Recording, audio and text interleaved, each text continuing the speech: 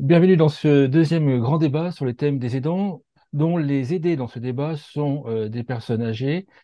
Et donc, on va parler des aidants qui sont les enfants et les conjoints des personnes âgées. Le premier débat est disponible sur ma page YouTube. L'objectif de ce deuxième débat est de répondre à plusieurs questions. Quels services sont proposés? Déjà, on va voir qui sont les aidants? Quels services sont proposés? Quels services acceptent-ils? Quels services ont-ils tendance à refuser?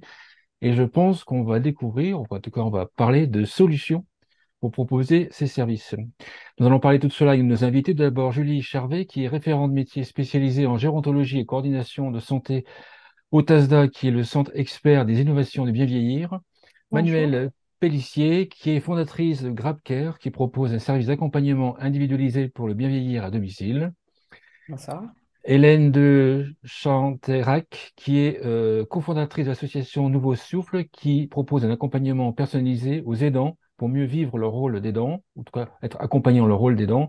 Auparavant, vous avez été associé à la préparation de la loi euh, adaptation de la société au vieillissement dans le cadre de vos fonctions au service du Premier ministre.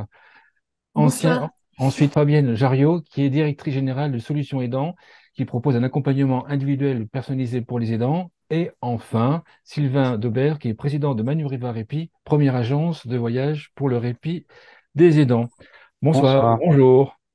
Bonjour. Euh, Dans le premier débat, on avait présenté les aidants, mais je voudrais quand même que Julie, si tu pouvais nous réexpliquer de qui on parle, et notamment la variété d'aidants dont on parle pour les aidants, une variété d'aidants, même si la personne âgée est l'aidée. Oui, alors les aidants, ils sont multiples, hein. Il faut peut-être segmenter parce qu'en effet, les besoins sont certainement pas les mêmes. Si on parle d'un proche aidant qui s'occupe d'un parent âgé qui est déjà dans une forme de dépendance, ou alors d'un proche âgé qui est juste en perte d'autonomie, en fragilité, ou même peut-être le proche aidant qui commence seulement à se poser des questions parce que il voit son parent vieillir, eh ben, on a différents aidants, proches aidants. Hélène, un point à Oui, ajouter. le champ de l'aidant, c'est très large, hein. Il y a, Oui. selon les chiffres, hein, INSEE 8 à 11 millions, selon l'adresse 9 millions et quelques. En fait, le champ de l'aidant, ça regroupe à la fois des personnes qui sont concernées par le handicap, par dépendance liée à l'âge, et également par les maladies chroniques. Voilà. L'aidant, en fait, c'est un statut qui correspond à une définition qui est dans le Code de l'action sociale et de la famille. En fait, on est proche aidant à partir du moment où on aide un proche en perte d'autonomie de manière régulière et fréquente. Euh, et pour cela, on peut être de sa famille ou on peut entretenir des liens étroits et stables avec lui. Donc, ça peut être aussi un voisin ou un ami. Je voudrais qu'on fasse un Alors, tour de table pour... Ah, vas-y, Sylvain. oui, si on parle de Silver Economy, Oui. puisque c'est le sujet aussi, et on veut parler des seniors à l'occasion, effectivement, le dernier rapport de l'adresse explique très clairement que la majorité des aidants seniors ont entre 55 et 65 ans. C'est un sur 4. Voilà. Donc là, on est vraiment dans le cœur du sujet. Je vous propose qu'on fasse un tour de table sur les services que vous proposez, même les services autres services. Bah, Sylvain, peut-être proposer, pendant que tu as la parole, peut-être expliquer ce que tu proposes aux aidants. Alors, la toute première chose qu'on propose, nous aidants, c'est un centre d'appel. Parce que sans relation de confiance et d'écoute avec l'aidant, aucun service ne peut être délivré. Et c'est la preuve aussi, depuis 10 ans, on a pensé pour les aidants et on a vraiment trouvé des solutions et avec beaucoup de sincérité et de force et également des pouvoirs publics. Et sauf que, évidemment, ça n'aboutit pas. Et en matière de répit, c'est carrément la catastrophe puisque sur le nombre d'aidants, nous, on a des statistiques qui ressortent régulièrement avec BVA, Ipsos, etc. Donc, plus de 50% en de la fatigue physique et morale. Donc, ils ont besoin de se reposer. C'est le sujet classique. Je ne parle pas seulement du droit au répit qui est dans la loi, mais aussi de 79% d'entre eux qui disent vouloir partir en vacances. Donc, il y a des choses simples. Et pourtant, d'après mes chiffres, etc., on n'est pas à plus de 3000 séjours de vacances répit par an. Je ne parle pas des petites solutions de répit à droite à gauche. Donc, ce que nous, on propose, c'est d'abord d'écouter les dents et de comprendre ce qu'il a besoin. C'est lui qui s'exprime sur son besoin et de lever tout d'abord les barrières psychologiques, sans quoi le service ne sera pas délivré. Et ensuite, se met en place une relation de confiance, puisqu'il y a un référent ou une référente par aidant avec son proche fragilisé. Et enfin, une fois qu'on a passé cette barrière, on propose des vacances de répit exactement dans la continuation de la vie de ce qui était avant les danses. C'est-à-dire que vous avez une personne qui, par exemple, a l'habitude d'aller à la mer, d'autres à la montagne, d'autres à faire des croisières, d'autres à faire la fête à Ibiza, et tout à coup, c'est terminé, en tant que senior, on fait plus la fête, etc. Eh ben, pourquoi pas retrouver des animations sur les lieux de séjour? D'autres ont besoin de parler, alors on fait des groupes de parole de psychologues, d'autres ont besoin d'outils pour commencer à avoir une base de formation pour être aidés dans leur rôle d'aidant. Alors, on délivre tout ça sur les lieux de vacances et à l'endroit où ils ont besoin, avec des séjours ouverts toute l'année. Et bien entendu, comme tous mes collègues viennent de me le dire, ils mettent en avant tout d'abord leurs proches aidés. Et tant D'accord. qu'on n'a pas compris que leurs proches aidés et leurs priorités, eh bien, rien ne se fait. Et donc, pour cela, nous, on a une réponse simple, c'est nous allons mettre votre proche aidé en sécurité avec vous dans nos séjours. Et là, on fait la coordination de soins, comme à domicile, qui permet de délivrer donc les soins pour le proche fragilisé sur le lieu de séjour. Et enfin, évidemment, on va chercher les sollicitations des différents organismes qui sont ceux des aides financières, puisque tous aujourd'hui ont, à travers le droit au répit, des aides financières individuelles. Voilà ce que l'on délivre aujourd'hui. Manuel, même question. Les services que vous proposez, puis comme vous avez travaillé en Australie, on va rester en langue française, mais comme vous avez travaillé en Australie, est-ce que vous pouvez expliquer les services qu'on trouve là-bas et qu'on ne trouverait peut-être pas en France, s'il y a une différence? Alors effectivement, moi j'ai justement découvert le care management donc il y a 15 ans en Australie. Donc à l'époque, donc moi je suis infirmière de formation et en fait j'allais évaluer les besoins des personnes hospitalisées pour favoriser en fait et faciliter le retour à domicile de manière sécurisée. Donc on identifiait les besoins et en regard on allait justement chercher les prestations à mettre en place à domicile et on faisait un suivi pendant 4 à 6 semaines. Et c'est vrai que cette prise en charge a été pour moi vraiment superbe et a été enfin une certaine révolution par rapport aux prises en charge qu'on pouvait et qu'on peut, je dirais, faire encore aujourd'hui en France. Et c'est vraiment suite à ça que je me suis dit que voilà, cette activité de care management, on pouvait bien sûr le proposer en sortie d'hospitalisation parce que ça va être une première porte d'entrée où justement on va rentrer dans les danses très clairement. Et puis bien sûr, on peut proposer aussi ce soutien sur du maintien à domicile. Donc nous, c'est comme ça effectivement qu'on a proposé notre service de donc, voilà, on est des coordinateurs d'autonomie pour justement vraiment accompagner donc les aidants une fois de plus à comprendre en fait à la fois bien sûr le besoin de la personne aidée, hein, on est d'accord qu'on est là pour mettre en place et coordonner les différents services, mais in fine, on se rend bien compte que voilà la relation de confiance qui va s'instaurer entre les coordinateurs autonomie et la personne pardon et les aidants est primordial. Et c'est vraiment ce lien de confiance qui va permettre aussi à l'aidant de pouvoir souffler, de pouvoir à un moment donné un peu plus se livrer et de nous pouvoir aller affiner et pouvoir proposer des solutions pour les aidants également. Alors qu'au tout départ, très clairement, le premier point d'ancrage, je dirais, c'est la personne aidée. Et au fur et à mesure de la relation de confiance qui va s'installer, là, on va pouvoir travailler avec eux et leur proposer des solutions pour eux, notamment comme par exemple des séjours de répit, par exemple. Est-ce qu'en Australie, ils sont en avance, en retard, on est comment? En termes de proposition de Pour services. moi, ils sont en avance. C'est vrai qu'il y a vraiment cette approche quand même beaucoup plus centrée sur le domicile. En fait, on est quand même beaucoup plus dans une approche préventive, je dirais, que curative. Donc, on met en place, je dirais, les moyens parce qu'à l'époque, ce programme-là pour lequel je travaillais était sponsorisé et financé par le gouvernement australien.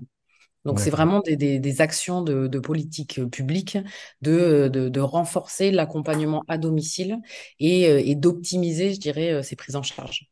Vous faites un lien entre prévention, culture de prévention et aide aux aidants plus développée, ou pas? Et oui, pour moi, c'est D'accord. une évidence, en fait. C'est que si on travaillait et on proposait justement un dépistage, je dirais, et notamment sur nos aidants, comme on l'a dit, hein, ça va être des personnes, des jeunes seniors à venir. Si on anticipe et on va dépister, je dirais, les fonctions premières, et notamment, donc effectivement, je parlais du dispositif ICOP, hein, qui est aujourd'hui un dispositif qui est porté par l'Organisation mondiale de la santé, dont plusieurs régions sont pilotes en France, qui permettent vraiment un dépistage très simple de 6 fonctions essentielles. Donc, c'est la cognition, la vision, la nutrition, la mémoire, l'équilibre et l'humeur. Ça permet vraiment de déjà avoir un petit suivi. Et ce test, on le fait tous les 6 mois et ça permet vraiment justement De voilà, de voir les pouvoir évolutions. tester. De voir les évolutions. Exactement. Je vous propose qu'on en parle à la fin, troisième partie, quand on parlera des Pas de solutions. souci. Fabienne, les services que vous proposez, une sorte de panoplie de services que vous proposez, si vous Sur êtes... la panoplie, parce qu'en effet, il y a une panoplie au-delà. Alors, la première, c'est bien sûr l'accompagnement individualisé et personnalisé des aidants, où on commence notre porte d'entrée, et bien, l'aidant avec tout ce que constitue l'aidant, puisqu'on ne peut pas dissocier l'aidant de l'aider. Hein, c'est un duo qu'on doit considérer dans son ensemble pour pouvoir intervenir auprès de l'aidant. Néanmoins, notre premier travail, c'est de travailler auprès de l'aidant pour pouvoir comprendre ce qu'est l'aidant, ce qu'il vit, ses connaissances, ses croyances, son environnement, sa situation, et de comprendre quels sont ses besoins et ses attentes, et ensuite de lui proposer un plan d'action qui va répondre pleinement à ses besoins à lui. Chaque aidant est particulier. Il n'y a pas un seul aidant, une seule situation qui se ressemble. On est humain, on a tous des différences. Et c'est important de bien comprendre chacun pour que ce qui va être proposé à l'aidant est validé avec l'aidant, hein, puisque c'est tout un travail et constamment forcément évolutif, puisque ce qui est vrai hier ne le sera pas forcément demain, mais de pouvoir travailler avec lui et d'avoir cet accompagnement qui va répondre à ses besoins. Alors en effet, aujourd'hui, il y a un ensemble de services, hein, on voit beaucoup de choses qui sont mises en place et tout est pertinent, mais il faut que ce soit proposé à l'aidant. Des exemples de services que vous proposez. Alors nous, on va de l'information jusqu'à la coordination des services. Tout dépendra du besoin de l'aidant. Pour D'accord. certains, ils ont juste besoin d'information et d'autres à aller jusqu'à la coordination. Et puis, on a un champ. Il y a une partie distancielle ou il y a une partie... Pardon, je vous laisse finir. Il y a tout un champ. Il y a tout un champ aujourd'hui où nous intervenons auprès des entreprises, puisque nous travaillons avec l'INSERM et la CARSAT pour pouvoir mettre en place des ateliers auprès des entreprises, au sein des entreprises, pour sensibiliser les salariés, puisqu'en effet, hein, tout à l'heure, Monsieur Daubert. Daubert, merci, pardon, Oui, Tina, ça va. disait en effet que les aidants avaient entre 55 et 64 ans, hein, encore en activité professionnelle, et on intervient en effet pour sensibiliser les salariés sur ce qu'est un aidant, ses droits, hein, puisque les salariés aidants ont quelques droits, et comment en effet ils peuvent être aidés et accompagnés en fonction des territoires. Puisque ce qui est vrai sur un territoire ne l'est pas forcément sur un autre territoire. Chaque territoire a ses spécificités. Est-ce qu'il y a une partie présentielle ou distancielle? Est-ce que vous faites la différence entre le care manager, on appelle ça comme on veut, Alors, distanciel et présentiel? pour moi, c'était CEAPSA, technicienne coordinatrice de D'accord. l'aide psychosociale aux aidants. C'est plus Je commence français. à m'y perdre avec toutes les expressions. Est-ce qu'il y a une partie Voilà. distancielle ou présentielle? Alors, toutes les premiers rendez-vous se font en présentiel pour la simple et bonne raison, elles se font au domicile de la personne. Tout à l'heure, je vous disais, on a besoin en effet, pour établir ses besoins, d'être au domicile parce qu'il y a ce que l'aidant dit et puis tout ce qui n'est pas dit et qui ressort d'une évaluation, d'un entretien au domicile de la personne Donc, avec l'aidé. domicile de l'aidant. De l'aidant, oui, exactement. Et après, Hélène, en oui, effet, pardon. on a des suivis, voilà, par téléphone, par D'accord, visio, après c'est tout plus peut être distanciel. du distanciel. Mais oui, on a besoin de rencontrer les aidants, c'est important. Hélène, l'approche du coaching, si Chichi est tout suivi, des neurosciences, comment on rentre avec cette approche dans les services proposés? Alors, dans les services, Pardon, Hélène, pardon. Donc, avec l'association Nouveau Souffle, on propose effectivement des accompagnements personnalisés qui vont être soit en individuel, soit en collectif, soit en présentiel, soit en distanciel, toujours gratuit pour les aidants. Ils vont être dispensés par des coachs certifiés qui par ailleurs sont formés pour pouvoir réorienter. Donc on va en fait avoir d'un côté toutes les techniques de coaching et de psychologie positive pour aider à prendre du recul et à mieux vivre certaines situations. Et puis on va avoir aussi une capacité à pouvoir réorienter au bon moment vers les bons acteurs, en local, quels que soient les besoins de l'aidant. Donc vous la clé En, de l'entrée, c'est entre guillemets, c'est la psychologie de la personne. En fait, Plus. on prend la situation de l'aidant, on accueille les aidants avec ce qu'ils peuvent vivre de lourd, d'éprouvant, et ce qu'ils ont besoin d'arriver à gérer, ce à quoi ils doivent faire face. En fait, on a 5 grands types de sujets qui reviennent. On a, les aidants nous parlent en général de problématiques d'organisation, de gestion de la fatigue. Ils nous parlent de gestion des émotions et du stress. Ils nous parlent de gestion de la relation avec le proche, avec l'entourage, avec les professionnels. Il nous parle de gestion de certaines décisions qui peuvent être lourdes quand il faut changer le type de prise en charge. Et il nous parle de problématiques de ressourcement et de répit. Voilà, donc ça peut être, par exemple, j'ai accompagné hier un groupe de parents autistes et on a des problématiques autour du vieillissement de leur enfant et d'eux-mêmes. On a des problématiques de comment je peux prendre du répit alors que mon enfant est si difficile à prendre en charge. Il y a des problématiques de relations qui peuvent se tendre avec des professionnels en établissement. Voilà un exemple de sujets. Après, on peut aussi accompagner des personnes. J'ai accompagné par exemple une maman qui a une fille bipolaire et la relation est devenue très très tendue, voire rupture. Donc voilà, elle en Je souffre comprends. beaucoup. Je Comment comprends. reprendre? Un frère qui est complètement fâché avec ses frères et sœurs sur la prise en charge de leur mère. Euh, voilà, c'est le type Alors, de situation qu'on peut accompagner. la question qui me vient, c'est si on part du principe qu'il y a une partie des aidants qui s'estiment pas aidants, donc j'imagine qu'en fait ceux qui font appel au service et ceux qui ont conscience, peut-être pas du terme aidant, mais en tout cas de leur situation, euh, euh, qu'est-ce qui fait qu'ils aillent directement, comme on disait, ils peuvent culpabiliser ou alors privilégier l'aider plutôt qu'eux-mêmes. Qu'est-ce qui fait qu'ils vont rentrer dans votre service où on parle d'eux en fait? Vous voyez ce que je veux dire?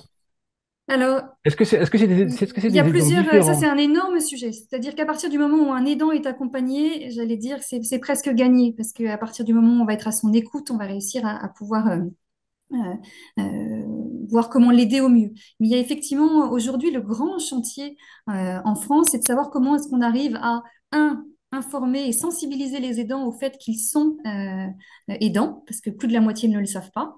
Et après, au fait d'arriver à se laisser aider avant d'être épuisé, hein, et c'est la problématique de la prévention dont on a Oui, parlé donc tout à j'imagine l'heure. que vos services, vous arrivez plutôt quand l'aidant a déjà organisé des services pour son aidé, qui commence à s'épuiser, et là, il va craquer, il va faire l'appel à vous. C'est plutôt à ce niveau-là, en Alors, fait. nous, on a aussi tout en amont pour justement participer à ce développement de la prise en charge dans une logique de prévention. Il y a toute une dynamique de partenariat pour travailler avec des professionnels de santé en qui les aidants ont confiance, pour Ouais. ils les informent et les incitent Ouais. et à ce qu'ils s'autorisent à se laisser aider avant d'être épuisés. Moi, je On pense travaille qu'on en aussi avec parlera, les entreprises, avec les employeurs dont on a pu parler, je pense qu'on pour en faire de parlera la tout à l'heure. sensibilisation sur le fait que ça peut valoir la peine de aussi en parler parfois à son manager, mais même si effectivement il y a 70% des aidants qui n'ont pas passé ce pas en entreprise. D'accord. Je pense que la vision de Sylvain, je pense qu'on en parlera tout à l'heure, de ta vision, comment tu abordes le sujet. Ben Par oui, analogie, mais c'est très intéressant ce par que. analogie, je pense que Hélène, vous allez apprécier ce Ah que bah ça oui, veut j'ai dire très par envie analogie. d'échanger Voilà. avec Oui, Sylvain oui, sur la parce problématique que du répit. On finit juste le tour de table avec Julie, je ouais. Et, retrouve le service. Et après, si je peux, je me permets juste, puisque Manuel a parlé d'Australie, de saluer justement ce qui se fait en Australie. Il y a quelques pays anglo-saxons où des programmes ont été montés avec des techniques de coaching au service des aidants qui ont pu être évalués scientifiquement et qui ont donné des résultats. Et bien l'Australie fait sûr, c'est partie évident. de Évident. ceux qui ont créé Moi, un moi qui suis portail pour les aidants pour qu'ils puissent, voilà, avec des techniques de coaching, améliorer la manière de vivre ce rôle. Sylvain, et après j'aurai la parole à Oui, Julie pour une question. oui, juste non, pour rebondir sur ce qu'Hélène dit, c'est très intéressant. Donc nous, effectivement, on délivre des séjours à thème pendant les vacances avec du coaching pour aidants. Et on voit effectivement qu'il y a des aidants qui viennent pour passer des vacances, tout simplement, voilà, et qui nous disent, oh, bah, moi, j'ai pas besoin du coaching, ça va aller. Non, ben, écoutez, de toute façon, c'est là, faites-le. Et ils participent au coaching et se rendent compte de l'utilité du coaching. Donc, Hélène, bienvenue sur un de nos prochains séjours. Voilà, oui, mais en plus, mais je pense que bon, Ils m'ont Sylvain, quand tu invité, je expliques ta viens. vision de comment tu t'acquiers, comment tu acquiers des clients, je pense que ça va intéresser Hélène. Julie, Oui, le tour de table qu'on a fait mm, des services, est-ce que tu vois d'autres services qui existent? oui. Alors Et puis je nous, voudrais aussi que tu empiètes sur quels sont les services qui ne sont pas utilisés alors qu'ils devraient être utilisés, d'après ok. toi. Alors déjà, nous, on s'est beaucoup intéressé sur les proches aidants qui se reconnaissent pas comme aidants et vraiment dans l'esprit de faire de la prévention. C'est-à-dire plutôt des proches aidants qui s'occupent d'un parent âgé qui n'est pas encore dans une perte d'autonomie importante, qui n'a pas de plan d'aide, où il n'y a pas d'organisation pour essayer de toucher les proches qui commencent seulement à se poser des questions parce qu'ils voient leurs parents vieillir et parce qu'on est dans une période où finalement on a le temps de se poser les questions pour pouvoir anticiper. Hein, on avait pris voilà, de réfléchir au vieillissement de ses parents pour préparer l'avenir sereinement. C'était vraiment l'idée. Donc pour ça, on a lancé une campagne de communication dite grand public pour essayer de les toucher. Donc volontairement, on n'a pas utilisé le mot d'aidant, par exemple. On a utilisé des médias grand public comme les journaux, la presse, la radio, des mailings via les caisses de retraite, les mutuelles, pour essayer de les capter. Derrière, une fois qu'on les a captés, on a modélisé une méthode, mais qui ressemble au Je vous coaching, propose hein. qu'on en parle après dans la troisième partie, parce que là, vous êtes tous orientés sur les solutions. Est-ce qu'il y a des services que vous proposez et qui sont pas et qui sont refusés par les aidants? Et après, Julie, on parlera des solutions, d'accord? Bah, en fait, il faut pouvoir arriver à toucher les proches au bon moment, quand ils sont prêts à y aller. Et vu que ce bon moment, il n'est pas universel, il est propre à chacun, je reviens à la communication régulière, grand public, de communiquer régulièrement sur les services existants pour que le proche puisse le capter, y aller, se mettre, l'attraper au moment où pour lui, il se dit que c'est le bon moment. Et donc, c'est toute la nécessité d'une communication régulière voilà, pour pouvoir y aller. Donc, finalement, je ne sais pas s'il y a des services qui ne refusent pas. Je pense il faut qu'il y ait le bon service au bon moment pour la personne qui en a besoin D'accord. à ce Euh, Man- moment-là. Manuel, est-ce que vous voyez des services qui sont refusés de votre point de vue?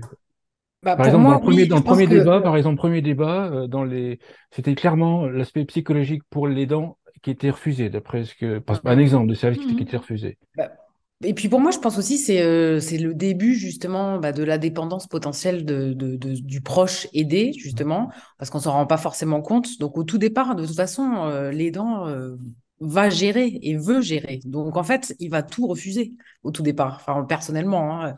Pour moi, je pense que il faut gérer, déjà expérimenter en fait une première perte d'autonomie, une première situation dans laquelle on va déjà toucher du doigt les difficultés potentielles. Et c'est que à partir de ce moment-là où on sera peut-être, je dirais, ouvert à accepter un certain accompagnement. Mais pour moi, au tout départ, effectivement, tout le monde se dit, bah non, je vais gérer, c'est pas si compliqué, et donc je vais tout refuser. Enfin, Peut-être parce que aussi il y a le poids de la société qui fait que on nous impose comme quoi c'est un devoir, comme quoi c'est un rôle qu'on doit tenir, et quelque part voilà on y va, hein. On se dit en effet qu'on va oui, pouvoir oui. tenir et que Et peut-être qu'il y a aussi une problématique de considération de l'aidant. Aujourd'hui, on va demander à une personne malade comment elle va. L'aidant, qui lui demande comment elle va? Beaucoup la considèrent, entre guillemets, elle est bien. Et donc, en effet, on ne pose pas réellement, et notamment au départ, à l'aidant comment il va, comment lui, est-ce que lui a des besoins, est-ce que c'est pas la première question qui va venir à quelqu'un. On est préoccupé par la personne qui est malade, donc l'aider. C'est notre société est faite comme ça, hein, on a été éduqué comme ça. Et aujourd'hui, l'aidant en tant que tel, eh bien, en fait, c'est aussi souvent un peu la victime cachée dans des situations de prise en charge d'une personne aidée. Et du coup, comme on ne considère pas l'aidant, il ne s'autorise pas non plus à aller demander de l'aide. Alors, pour toutes les raisons que vous venez d'évoquer, hein, qui sont pleinement vraies, mais voilà, déjà. Et moi, je pense qu'en fait, il faut aussi sensibiliser les professionnels du secteur médico-social à réellement ce qu'est un aidant, ce qu'il vit, considérer l'aidant pour pouvoir le prendre en charge. Aujourd'hui, beaucoup disent on fait des choses pour l'aidant. Oui, indirectement, parce que, et tout à l'heure, vous l'avez évoqué, souvent la porte d'entrée, c'est la personne aidée. Sauf que lui, l'aidant, il a bien d'autres problématiques et bien d'autres besoins. Et de pouvoir former les professionnels du secteur médico-social, ça me semble aussi nécessaire pour pouvoir toucher les aidants et permettre à l'aidant de pouvoir l'autoriser à s'occuper de lui. Bon, Moi, j'irais. Oui, puisque personne ne veut répondre à ma question, quels si, sont moi, les je veux bien services? répondre à Ah, votre d'accord, question, quels hein. sont les services qu'on va utiliser? Le pourquoi et le comment, mais d'accord, mais quels sont les services? Oui, Hélène. Moi, je pense il y a de nombreux services qui existent pour les aidants aujourd'hui, mais que le grand paradoxe de l'aidant, c'est qu'il a de nombreux besoins, mais c'est qu'il ne veut pas. La première chose, c'est qu'il n'a pas conscience de ses propres besoins. Il est avant tout centré Oui, sur ça, ceux de son bien sûr, proche. bien sûr, bien sûr. Et puis après, il va considérer qu'il peut encore tenir plus longtemps. Ça, c'est le poids de la société, mais c'est aussi la pression que l'aidant se met lui-même. Nous, on travaille beaucoup sur les il faut de l'aidant, voilà, il faudrait que ce soit comme ça. Et c'est pas forcément ce que vont lui dire son entourage, c'est aussi lui qui va s'en rajouter. Et donc, c'est intéressant de le questionner sur je suis pas un aidant parfait. Oui, mais qu'est-ce qui serait parfait? Ce serait quoi être idéal? Voilà, mais il y a. L'aidant, ça met aussi beaucoup la pression sur tout ce qu'il doit faire. C'est ça. Bon, bah, En, Julie, en je vais tout te cas, donner la parole. Oui. pour le refus, oui, effectivement, tout le monde l'a dit. D'une façon globale, en fait, l'aidant refuse à peu près tout ce qu'il peut imaginer faire mieux que les professionnels. Et c'est parce que c'est inné, on sait mieux comment son proche est sensible, qu'est-ce qu'il a besoin, etc. Moi, je l'ai vu dans des fins de vie, hein, des gens, on a amené des gens en fin de vie hein, sur nos séjours, et ils savent mieux que le médecin, le gérontologue, ils savent mieux que tout le monde, jusqu'au moment où on arrive à les sortir de leur milieu, où ils ont fait une espèce de bunker, où ils sont en train de gérer tout eux-mêmes, tout seuls comme des grands, sans avoir eu ni l'information ni l'éducation que leur santé va être en jeu. Et je vous le dis, hein, enfin, vous connaissez le chiffre, que 30% des aidants de plus de 60 ans décèdent avant le proche fragilisé. Donc, on ne peut pas leur dire aussi brutalement que ça, parce que on est humain, on est tous humains. Hein, tant qu'on n'a pas, c'est pas cogné la tête dans le mur, on pense que ça ne nous arrivera jamais à nous. Nous, on est des surhommes, on va tout réussir à régler tout seul. Donc, il faut les sortir du milieu. Et j'ai encore fait une expérimentation il y a pas si longtemps dans un séjour avec la musicothérapie. Alors, la musicothérapie, c'est quelque chose un peu plus simple peut-être à apprécier parce que autour de la musique, tout le monde peut se retrouver. Et j'avais encore une fois des aidants qui disaient, ah ben j'ai surtout fait la musicothérapie pour mon proche fragilisé, etc. Alors bon, ok, viens avec ton proche fragilisé. Et en fait, c'est tous les aidants qui ont craqué dès la première séance. Et le soir même, ils m'ont dit, Monsieur Daubert, on avait vraiment besoin de ce moment. On pensait pas que ça nous a fait autant de bien. Donc voilà l'immense travail qui est devant nous. Globalement, ils refusent tout jusqu'au moment où ils se rendent compte que les services qu'on leur amène leur font beaucoup de bien. Bon, Julie, je t'ai coupé la parole, Et désolé. pour être. Je propose, Pardon. Julie, que tu reprennes ce que tu disais sur le parcours. Comment vous faites, comment vous proposez. Oui, donc après les services, donc une fois la communication grand public, peut essayer de capter donc ces proches aidants qui voilà, on est vraiment sur une personne accompagnée qui n'a pas de plan d'aide, on est vraiment en prévention. Donc, c'est une méthode qu'on a essayé de modéliser. Alors, on l'a testée de façon individuelle, de façon collective. Et là, demain, on réfléchit aussi à une façon de digitaliser cette méthode, mais toujours après, derrière, avec des conseils d'un professionnel. Ça rejoint la notion de coaching, hein, puisque c'est une méthode qu'on a appelée de mise en mouvement, qui est inspirée de l'entretien motivationnel, avec une première étape qui est de vraiment amener la personne à se poser des questions sur ses valeurs, ses priorités, qu'est-ce qui est important pour elle ou qu'est-ce qu'elle aimait faire, vraiment ce qui était important. Après, qu'elle s'interroge sur aujourd'hui ce qu'elle fait pour le proche qu'elle accompagne, déjà pour qu'elle réalise qu'elle fait un certain nombre de choses et peut-être l'aider à réfléchir sur des choses qui peuvent être plus difficiles à vivre et là où peut-être elle pourrait être relayée. Et puis de faire le parallèle avec ce qu'elle a pu noter auparavant. C'est-à-dire qu'il y a peut-être des choses qui étaient importantes pour elle ou elle a des priorités dans la vie qui fait qu'aujourd'hui, son rôle, la place qu'elle joue au niveau de son proche, eh ben, c'est pas compatible. Donc, peut-être qu'il faut qu'elle lâche certaines choses. Tout ce travail, ça permet aussi que la personne trouve sa place. Puisqu'on parlait tout à l'heure qu'il n'y avait pas de place universelle, donc c'est à chacun à trouver sa place. Et puis, il n'y a pas de bon ou de mauvais fille, de mauvais voilà, fils. C'est vraiment à chacun à trouver ce rôle-là et à le faire avec ses limites, à chacun ses limites. Et bien sûr, ces besoins, ça va être peut-être à un moment donné de prendre conscience qu'on a besoin d'être relayé sur certaines choses pour pouvoir retrouver des choses qu'on aimait faire ou alors des priorités qu'on s'est fixées.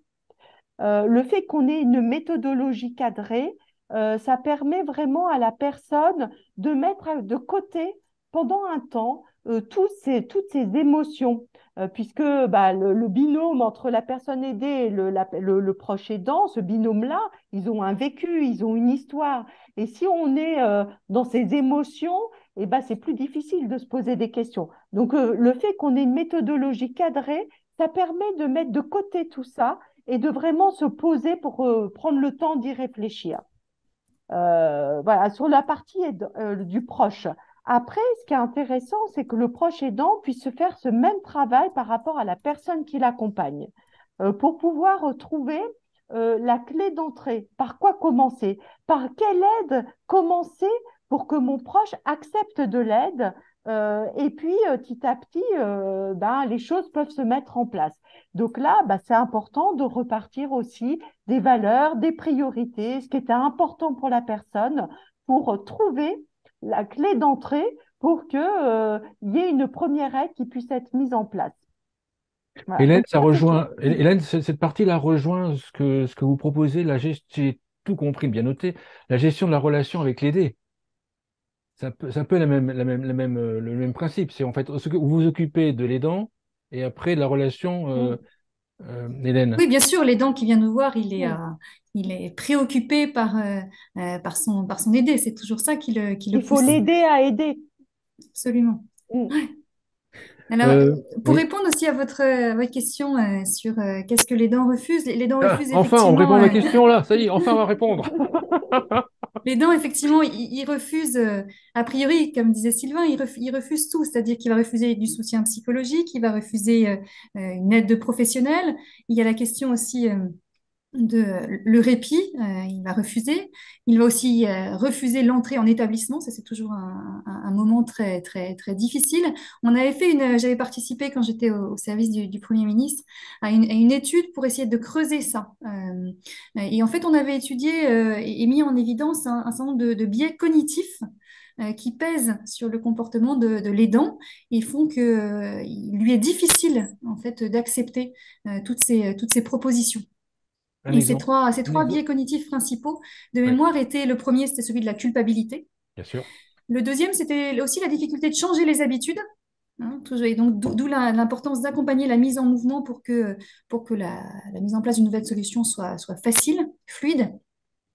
Et le troisième, c'était aussi la dégradation du proche en creux et la peur de la mort qui paralyse et empêche de passer à l'action. Manuel, j'imagine que lorsque vous avez découvert le management, on appelle ça comme on veut, aux USA, alors enfin, en Australie, où il y a une culture de prévention un peu plus forte, si j'ai bien compris.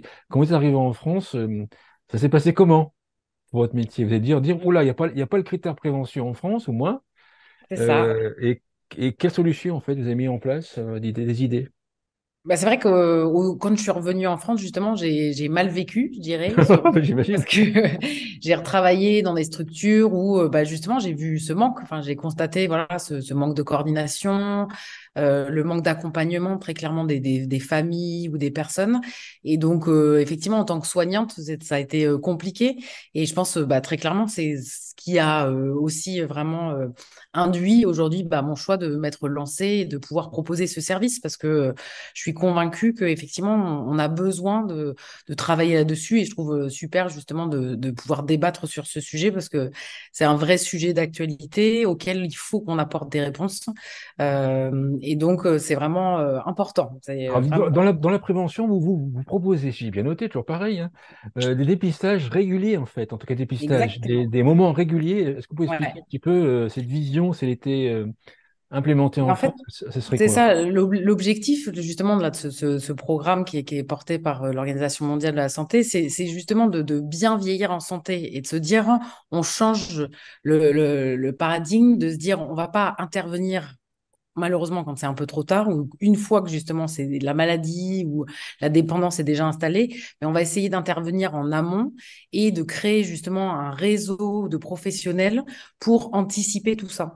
Et donc, l'avantage justement de suivre ces 6 fonctions vitales. Donc, en plus, le test, c'est hyper simple, c'est 30 minutes, c'est vraiment quelque chose que les seniors peuvent faire eux-mêmes hein, à partir de 60 ans, avec l'objectif justement de s'auto-évaluer, de se dire, tiens, là, j'ai peut-être une petite baisse, j'ai peut-être un petit quelque chose, donc je vais aller chercher un petit accompagnement et donc de faire partie d'un réseau. Et l'objectif, c'est de pouvoir justement réorienter et d'aller essayer de capter justement ces aidants, ces futurs aidants, avant bah voilà, avant qu'ils soient trop loin, je dirais, dans le chemin et que ça soit compliqué pour eux.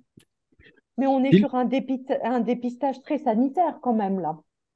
Ben, non, justement, Avec l'objet. ICOP, Alors aujourd'hui, c'est quand même très sanitaire, hein. il est porté effectivement par aujourd'hui les professionnels de santé, mais c'est tout l'enjeu, je pense, d'ICOP et c'est ça où je trouve que l'outil est top, c'est que demain on peut, enfin je veux dire, voilà, tous les professionnels sanitaires et sociaux peuvent être formés. Il y a eu des facteurs justement de la poste qui sont formés. Donc l'objectif c'est que ça soit un outil D'accord. justement qui soit beaucoup plus approprié, enfin que chacun puisse s'approprier. Et justement, il y a une version d'auto-évaluation, donc pour que Mm. les personnes eux-mêmes le fassent.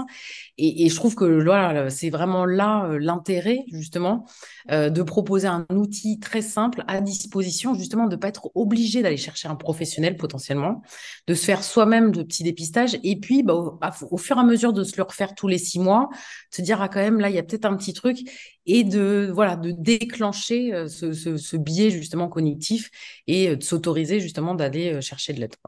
Donc, si je vois ma Avec un factrice de... dépistage, enfin, j'insiste hein, parce que je trouve que c'est un outil qui peut être intéressant, mais en fait, on est quand même dans du dépistage de fragilité très sanitaire. Alors qu'on sait très bien que quand on est proche aidant, c'est pas forcément tout de suite la santé qui est touchée, parce que quand la santé est touchée, c'est que déjà, on va dire que l'épuisement est déjà bien atteint. Et donc, il faut quand même peut-être élargir ce dépistage avec d'autres signaux qui ne sont pas sanitaires, justement. Alors, je Ouais, suis tout à fait d'accord, mais... ouais, je pense en effet que c'est l'un des moyens et qui est Mm. intéressant. Mais Hum, en effet, on peut pas juste se limiter à ce moyen-là parce que les aidants, en effet, malheureusement, et aujourd'hui, souvent arrivent que tardivement dans les prises en charge parce qu'ils sont épuisés, alors que les prises en charge devraient souvent commencer que lorsqu'on pose le diagnostic de la hum. personne aidée, puisque là vont s'enclencher un ensemble de questionnements et de besoins. Et d'où, en effet, je pense, la nécessité. Alors, c'est vrai que c'est quand même un côté aussi médical, mais d'avoir cette formation auprès du secteur médico-social pour avoir cette compréhension et du coup cette orientation et de pouvoir indiquer aux aidants dès le départ qu'ils peuvent être aidés et qu'ils n'hésitent pas à se faire aider. Mais c'est quelque chose, voilà, en fait, je pense que c'est un ensemble d'actions et de Oui. professionnels qui vont permettre de pouvoir prendre en charge les aidants de façon plus précoce qu'aujourd'hui, parce qu'aujourd'hui, on arrive à des situations malheureusement très complexes où on se tire les cheveux un petit peu pour savoir comment on va faire. Hein. Sylvain, est-ce que tu Oui, peux bah, expliquer ton approche stratégique? Alors, Hélène, je pense qu'il faut écouter, parce que là, Sylvain, il sort du cadre. Et je pense que ceux qui sont la Silver Economy et qui écoutent l'émission ce soir, il faut écouter ce que Sylvain va vous dire sur comment il propose, et par où il propose, si tu acceptes de le dire, des ouais. séjours. Alors, je rejoins le point. Peut-être expliquer pour ceux qui ont loupé ce que tu Ouais. fais rapidement, très rapidement, une phrase. Oui, d'accord. En fait, on est la première agence de voyage qui propose des vacances de répit pour les aidants et les proches fragilisés, donc le binôme ou la fratrie, hein, ou la famille quand le cas est nécessaire, euh, toute l'année dans des lieux non stigmatisants qui sont des résidences de tourisme, des clubs de vacances, des croisières, etc. et tout, et avec un centre d'appel qui est plutôt un centre d'écoute qui permet de lever les barrières psychologiques. Mais avant tout, je rejoins l'ensemble de mes collègues sur toutes les dispositions qui existent. Nous, par expérimentation, voilà ce qu'on nous dit. En moyenne, cela fait 5 ans que je n'ai pas pris de vacances. Donc ça, c'est un constat. Effectivement, pour l'instant, tous les acteurs, d'une façon un peu globalisée, travaillent sur ce que moi j'appelle le haut de l'iceberg. C'est-à-dire, lorsque l'aidant est arrivé dans une situation d'épuisement ou le proche fragilisé a une situation telle que on va commencer à chercher de l'aide. C'est un constat qui me réjouit pas du tout parce que le sujet de la prévention de santé des aidants n'est toujours pas d'actualité en France. Malgré tous les efforts que chacun fait, d'une façon globale, ils nous disent également, nous n'avons pas l'information. Comment Et est-ce on que voit tu, bien. comment est-ce que tu Pardon. proposes, je vais jouer le Ouais, méchant là, ouais. comment est-ce que tu proposes ton service en fait? C'est ça qui est intéressant. Et donc, pour moi, ce que moi je veux proposer, c'est tout simplement la vie normale. Alors on va me dire, celui-là, il est complètement givré, il n'a aucune notion de ce que c'est d'un aidant et un proche fragilisé. Et pourtant, il y a bien des gens qui vivent avec des handicaps depuis leur naissance et ils mènent une vie normale. Donc on est en dehors de tout ça. Pour moi, la vie normale, c'est de prendre des vacances. Et pour moi, la révélation des aidants se fait au moment même où ils ont abandonné entre guillemets, ce qu'ils font au quotidien, juste avant qu'ils étaient aidants. Et pour la majorité d'entre nous, il ne nous vient pas à l'idée que, ayant travaillé, on ne va pas se reposer la nuit. Il n'y a pas à l'idée qu'ayant travaillé toute l'année, on va prendre quelques jours de congé. Et il ne vient pas à l'idée non plus que lorsqu'on se prive d'un proche, on ne doit pas se reposer. Et pour cela, il y a le monde du tourisme qui est complètement en dehors de tout ce que on entend depuis le début du répit des aidants C'est dans là la qu'il loi faut écouter, les amis. 2015, c'est d'expliquer au monde du tourisme de créer un pôle d'excellence en France. Et j'invite tous les acteurs à créer un pôle d'excellence en France. Et il résoudra la question du Premier ministre, il résoudra la question de ton interlocuteur à G2R, qui est tout simplement relier le monde du tourisme à celui du monde de la santé et du service à la personne à travers, bien sûr, toutes les associations qui s'occupent des aidants. Pourquoi? Parce Donc, que, bon, pour ceux qui suivent, parce que toi, tu es dans ton truc, je peux t'expliquer. C'est ouais, proposer les séjours d'aidants bien sûr, via le secteur du tourisme. absolument. C'est ça, Pour la, Hélène. C'est ça que je voulais en venir. Voilà. et Ah, mais je je vais en réagirai venir, après, mais C'est je pour ça vous valide donner, beaucoup. en fait, par analogie, ça serait ouais. proposer les services de coaching Mhm. par des acteurs du coaching, donc déjà qui sont déjà dans le Exactement. coaching et qui ont Je vais, vieilli. bien Et sûr, c'est proposer ceux qui sont dans le coaching et qui ont vieilli, je qui vais, sont aidants. je vais revenir sur le, Frédéric, C'est je vais ça, en fait, revenir c'est ça, en sur, fait, que Sylvain, quand il sort du cadre, ça, c'est sortir du cadre, quoi. bien sûr, je vais revenir et Et c'est important ce qu'il vient de dire pour ceux qui suivent l'émission. je vais donner une explication concrète. Parce que, évidemment, les bonnes intentions. C'est-à-dire qu'en fait, au lieu de cibler les aidants Mais via identité d'aidant, on au les cible, lieu, alors, absolument, identité de voyageur, c'est ça le truc. exactement, au C'est lieu ça. sans arrêt d'ailleurs, ça fait 10 ans qu'on le fait et les aidants ne viennent pas. Donc, il faut trouver des autres solutions.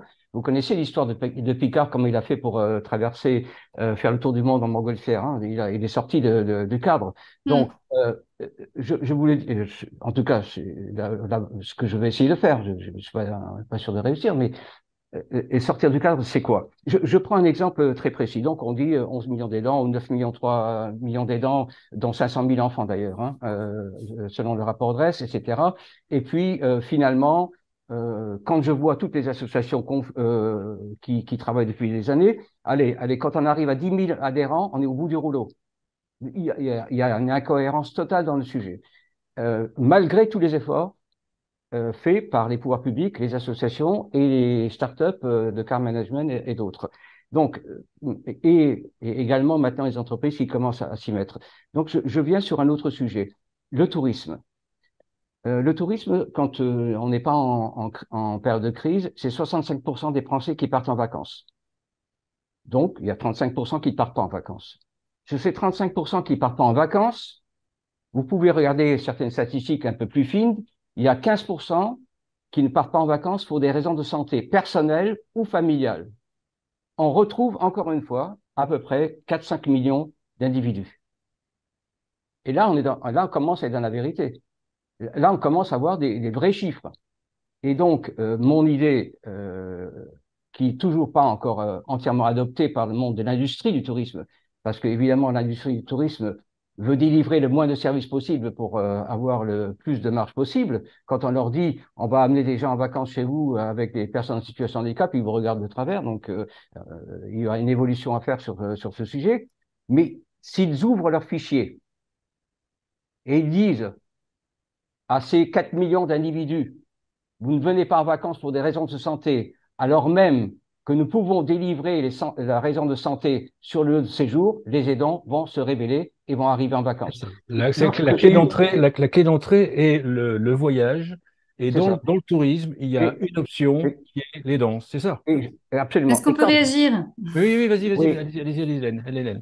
Je continuerai après. Allez-y. Sylvain, c'est la première fois qu'on se rencontre, mais nous, on connaît bien Manureva Répi. D'ailleurs, on oriente parfois des personnes vers vos services. Et je trouve, voilà, c'est une excellente idée. Et ce qui est important, c'est que les aidants se réconcilient avec la notion de plaisir. Oui. Donc ça, on est d'accord, parce que ne serait-ce que parce que c'est là qu'ils vont trouver leur moteur pour après mieux vivre et du coup mieux prendre soin de leurs proches. Vous avez dit aussi, en même temps, les aidants ne viennent pas. Et effectivement, je pense qu'on n'a pas un problème d'offre de répit aujourd'hui, parce que ça s'étoffe. Hein, ça s'étoffe de plus en plus. Aujourd'hui, on n'a pas un problème d'offre de répit. D'ailleurs, vous avez sans doute suivi la publication du rapport de l'IGAS sur justement un état de l'offre de répit en France. Elle ne cesse de s'étoffer. Et elle commence à devenir vraiment intéressante pour les différents besoins possibles et les différents profils possibles. Pour moi, le souci n'est pas là. S'il n'y a pas d'utilisation encore à plein de cette offre de répit, c'est parce qu'il y a un problème d'accompagnement de la demande de répit et de l'absence de demande de répit. On a vu, je pense qu'on est tous d'accord pour dire que l'aidant n'est pas forcément conscient de ses propres besoins et que, notamment sous l'effet de la culpabilité, il ne va pas s'autoriser à souffler. Donc, d'où l'importance de ce maillon en amont d'accompagnement, et je pense que j'ai l'impression que c'est un peu ce qu'ont fait les uns et les autres, d'accompagner les deux dans la prise de conscience de ces besoins, et puis après pour le transformer en projet, et puis oser passer à l'action. Et même pour moi, en amont de ce maillon-là, il y en a encore un autre qui est essentiel, qu'on a un peu abordé, mais qui est celui de l'orientation.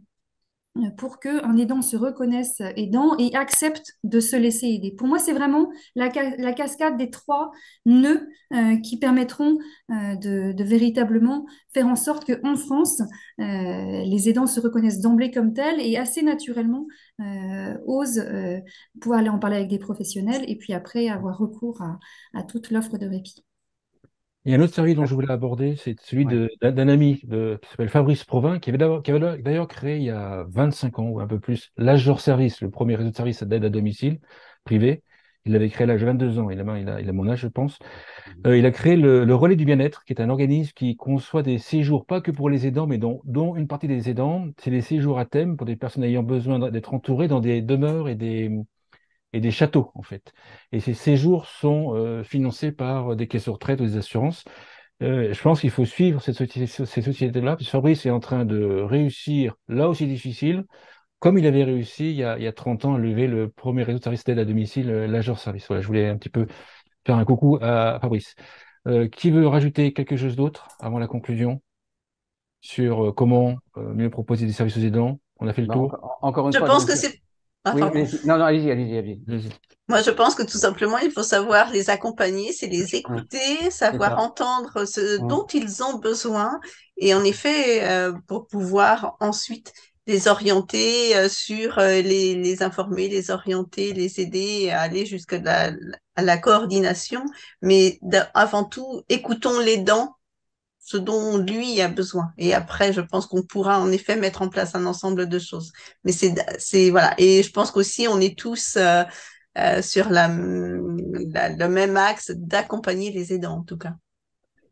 Alors, Super. c'est Oui, les écouter leurs besoins, mais c'est aussi les aider à faire émerger leurs besoins. Oui, je Parce que suis d'accord avec vous. ça vient pas, c'est pas forcément inné, Non, hein. Quand on vous demande de quoi vous avez besoin, on ils répond. ne C'est pas sauront pas vous dire. Oui, si ouais, vous c'est exactement. ça. posez la question comme ça, ils ne diront pas. Et c'est Enfin, pour ça voilà. que nous, voilà, comme tout à l'heure, vous expliquez, vous aviez une méthodologie. On a également toute une méthodologie Voilà. pour Pour faire émerger et après émerger les besoins. je Exactement. reprends aussi l'accompagnement parce qu'en fait c'est pas parce qu'à un moment donné je prends conscience que j'ai ce besoin-là que j'y vais tout de suite.